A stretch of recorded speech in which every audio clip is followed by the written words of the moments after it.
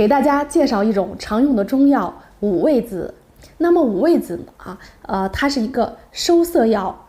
五味子性味酸、甘、温，含有五味子素、维生素 C 等等，它有收敛固涩以及健肾宁心的作用。它能够养阴收敛，所以适用于一些阴虚类的疾病，像是咳嗽呀、拉肚子都可以用。它还有一个很好的功能，那就是保肝利胆、降血压、降转镁，还有生津止渴的作用。对于口干、出汗或者是津液亏少的时候可以选用五味子。临床中糖尿病的患者也适用，每日可以取3到6克代茶饮。